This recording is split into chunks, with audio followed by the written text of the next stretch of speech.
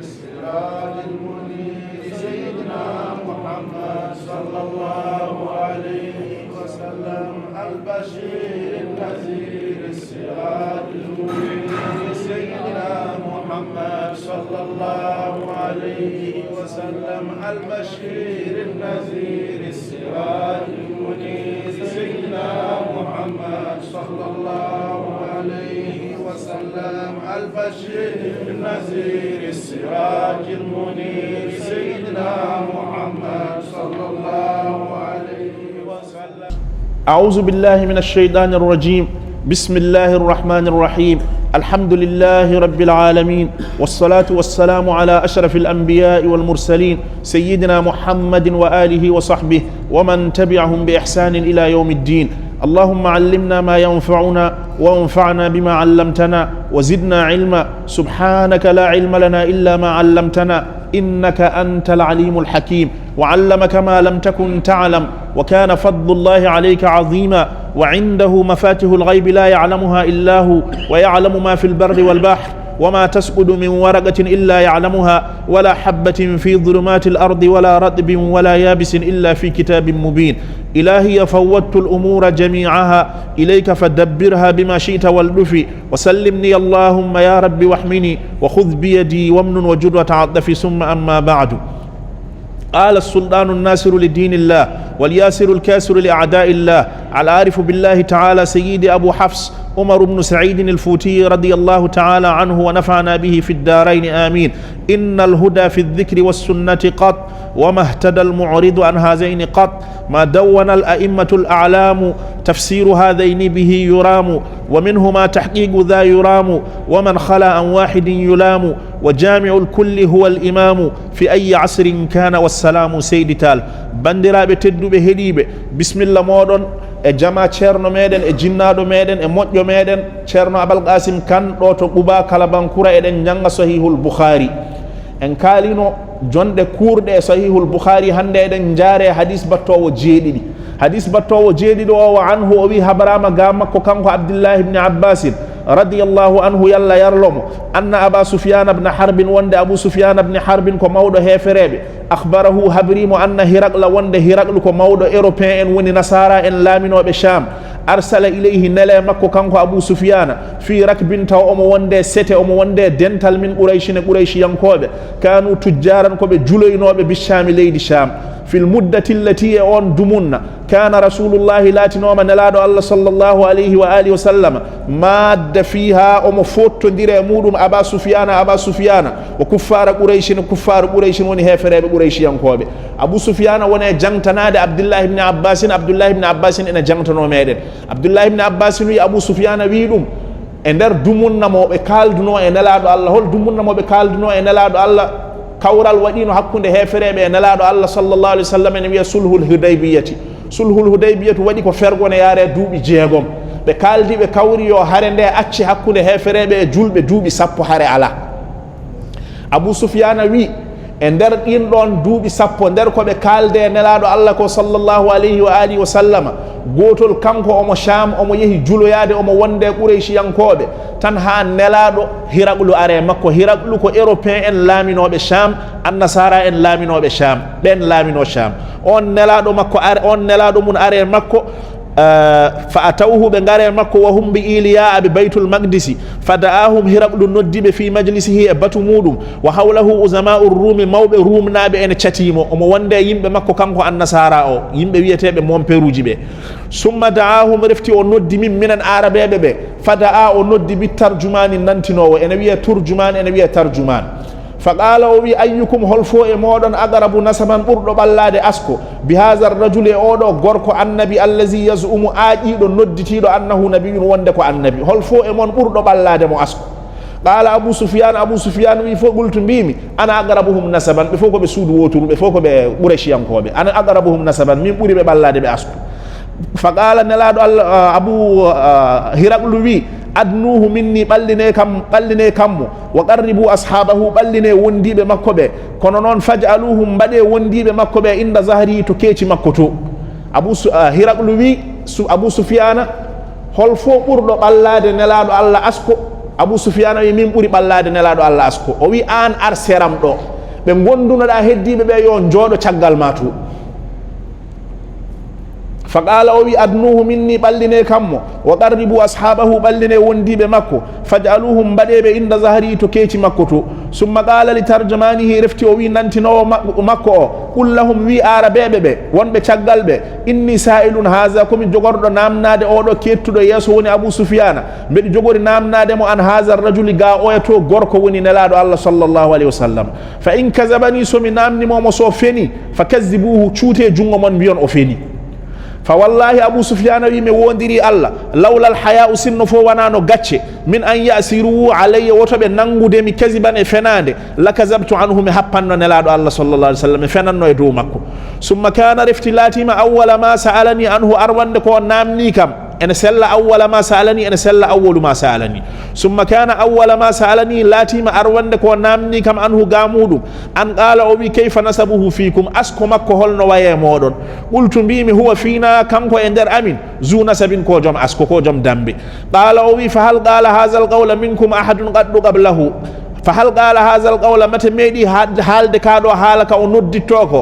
nodditto ka ahadun hay goto qaɗɗu lawol hay gotol qablahu ko adimo won meɗon nodditade e moɗon annabagal ko jiidane e makko qultu Abu Sufyana mbimi la hay goto meeɗa nodditade qala Hiraqlu wi kam fa hal kana min abaihi min malikin mate lamɗo ene wonno e jinnaɓe makko qultu la mbimi ala lamɗo alano e jinnaɓe makko qala o wi fa ashrafu nnasi ko yimɓe tedduɓe ittaba'uhu ndewata e makko am du'afa'uhum ma walla ko yimɓe looɓe kanko kam ko looɓe ndewata e makko ma walla ko yimɓe mawɓe ndewata e makko qultu mbimi bal du'afa'uhum ko yimɓe looɓe ndewata e makko yimɓe ɓe ngala hay hunde ɓe ko ɓen tan ndewe makko miskineɓe e wasɓe qala o wi ayaziduna aɓe ɓeydo am yanqusuna ma walla aɓe usto qultu mbimi bal yaziduna ɓe ɓeydoto tan ɓe ustotako qala o wi fa hal yartaddu ahadun minhum mate goto e mabɓe ene jartodina yartira caggal sahdatan sibi tikkande li dinihi diine muɗum goto e mabɓe wonko heɓata ɗum e nder diine he ko ene tikkina ɗum yalta ba'da an yadkhula fi caggal nde naate diine nde qultu la mbimi ala qala o wi fa hal kuntum tattahimunahu oɗon tumirannomo bil kasibi fenade qabla an yaqula ma qala ko adi nde o haalata ko haali joni ko oɗon tumirannomo fenade oɗon gandirnomo fenade qultu la mbimi ala qala o wi kam kanko Hiraqlu fa hal yaqdiru omo janfo qultu mbimi la o janfotako kono noon ɓeydumi hen mbimi wa nahnu minhu minene makko joni fi muddatin amin e dumunna komin waɗɓe kaldigal yo haare deeƴa hakkude amin la nadri min ganda noon ma huwa fa'ilun fiha ko jogori wadde e nder on ɗon dumunna qala Abu Sufyana wi walam tumkinni newanakimi kalimatun konngol hay gotol udkhilu fiha shay'an ngol mbeɗi sooma e mun hay hunde gayra hadihi l kalimati sana ngol ɗo konngol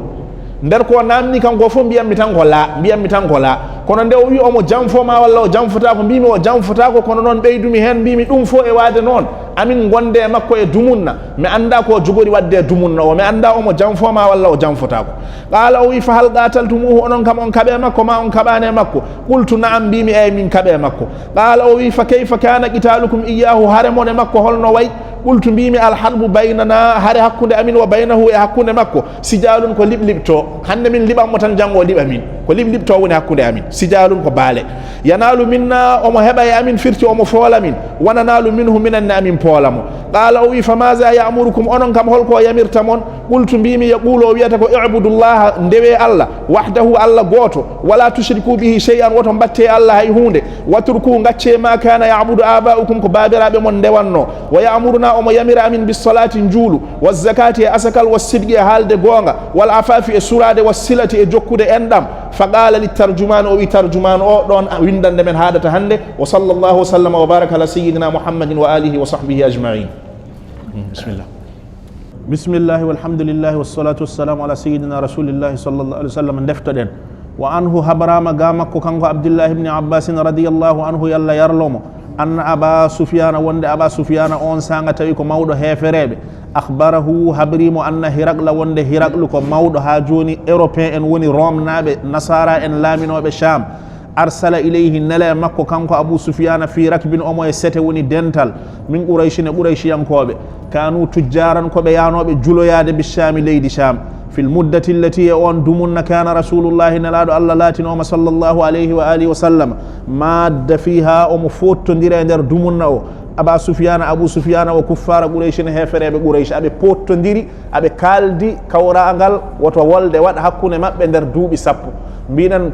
kaldigal ngal wiyete ko sulhul hudaybiyati wadi ko fergone yaare duubi jeegom fergone laado Allah sallallahu alaihi wasallam fa atawhu be ngare makko wa hum bi iliya abe nokkune wiye iliya woni baytul maqdisi fada'ahum o noddibe fi majlisihi e batu makko wa hawlahu uzama'ur rumi mawbe romnaabe ene chatimo woni mawbe chrétien en be ene chatimo annasara en be ene chatimo summa da'ahum refti o noddi arabeebe be fada'a bi tarjumani o noddi nantinowo o kadi nantinowo makko faqala o wi arabeebe be ayyukum aqrabu nasaban holemon burdo ballade asko bi hadha ar-rajuli odo gorko holemon burdo ballade asko e odo gorko allazi yazumu mon aajo annahu nabiyyun wonde ko annabi qala abu sufyan wi faqultu bimi ana aqrabuhum nasaban min buri ballade mo asko faqala o wi adnuhu minni balline kammo kanko abu sufyan wa qarribu ashabahu balline wondibe makko be kono ben don faj'aluhum bade dum inda zahri to caggal makko to keeci makko to summa qala refti o wiyani li tarjumanihi nantinowo makko qul lahum wi arabeebe be inni sa'ilun hadha mid jugori namnade odo woni abu sufyan an hadha ar-rajul min namnomo khabaru odo gorko woni nelaado Allah sallallahu alaihi wasallam fa in kazabani so fenani kam fakazzibuhu pennemo cuute juude mon biyono feni o yiyata mon abu sufyan wi fa wallahi mi wondiri Allah lawla al-haya'u sinno fo wanano gacce min an yasiru alayya wotobe nangude am kaziban fenande wotobe nangirde mi fenande la kazabtu anhum happanno mi fenanno e do makko kanko nelaado Allah sallallahu alaihi wasallam summa kana riftilati ma awwala ma sa'alani anhu arwande ko namni kam an qala o wi kayfa nasabuhu fikum holno asko makko waye modon qultu bimi huwa fina kanko e nder amin zu nasabin ko jom asko qala o wi fa hal qala hadha al-qawla ahadun minkum qablahu qaddu فهل قال هذا القول متى حالي كادو حالك او حالة جونك منكم اندرمون اونون عربيبه احد هاي غوتو قدو كو ادي قبله كو اديمو قدو هاي نده ووتره قبله كو اديمو قلت بيمي لا على هاي غوتو ميدا ويد نون هاي غوتو ميدا نوديتade annabagal قال وي فهل كان من آبائه من ملك متى فهل كان متى ان لاتن ومن آبائه وابراد مكو من ملك لامدو وابراد مكو ne badno lamdo meedi adade galle mabbe قلت بيمي لا لام مامرا مكو ميدا wonde lambe suudu bam makko en meeda wonde lambe qala o wi kam fa ashrafu an-nas ko yimbe teddube be ittaba'uhu ndewata e makko am du'afa'uhum ma walla ko loobe e mabbe qultu mimi bal du'afa'uhum ko loobe e mabbe qala o wi ayaziduna be beydoto am yanqusuna ma walla be ustoto qultu mimi bal yaziduna be beydoto qala fa hal yartaddu ahadun minhum o wi mate goto e mabbe ene jarto dina sakhdatan sibi tikkere li dinihi dina mudum goto e mabbe ene tikkara e dina o wonko hebi dum baada an yadkhula fihi caggal nate dina o yartire caggal qultu la mimi ala qala o wi fa hal kuntum tattahimunahu odon tumarannomo odon gandirnomo bil kazimi fenade qabla an yaqula ma qala ko adinde o haalata ko haali joni ko adinde o nodditto annabagal odon gandirnomo fenade qultu mimi la ala qala o wi fa hal yaqdiru kanko kam omo janfone qultu mimi la mi o janfotako kono non wa nahnu minhu minana makko joni fi muddatin ko men ko kaldugal dumunna kaldigal min goni la nadri min ganda ma huwa fa'ilun fiha ko jogori wadde ndar on don dumunna min ganda mo janfoma walla o janfota o janfotono ko kam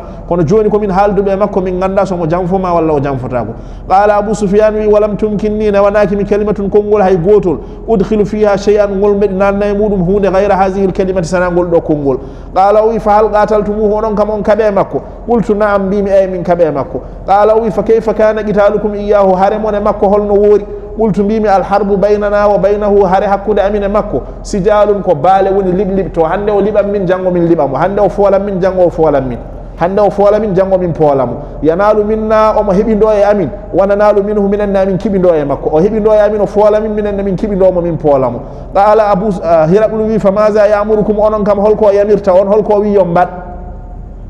qultu mbimi yaqulu omo wiya ubudullaha ndewe Allah wahdahu kañum tan wala tushriku bihi shay'an woto batte makko hay hunde woto dendine Allah hay hunde woto cirke Allah hay hunde waturku gaccon ma kana ya'budu aba'ukum ko jinnabe mon ndewanno e jalanguji wa ya'muruna wa yamira amin bis salati njulu waz zakati asakal was sidqi halde gonga wal afafi e senade e surade was silati e jokkude endam fa qala li tarjumanihi wa winantino makko wa sallallahu sallama wa baraka ala sayyidina muhammad اللهم صل أفضل صلاة على أسعد مخلوقك سيدنا محمد وعلى آله وصحبه وسلم عدد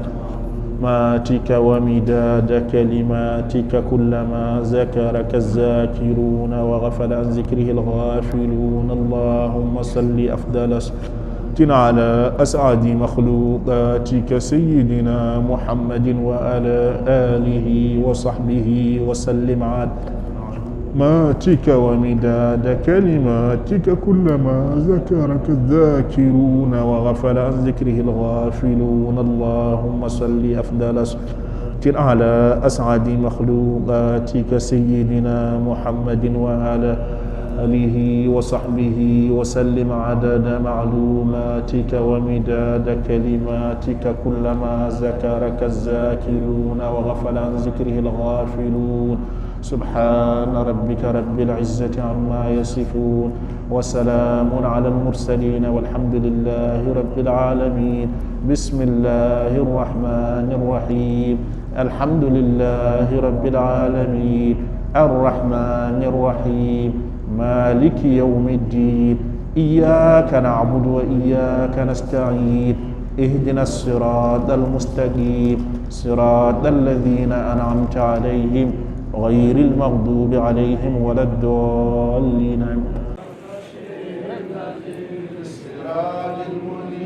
سيدنا محمد صلى الله عليه وسلم البشير النذير السراج المنير.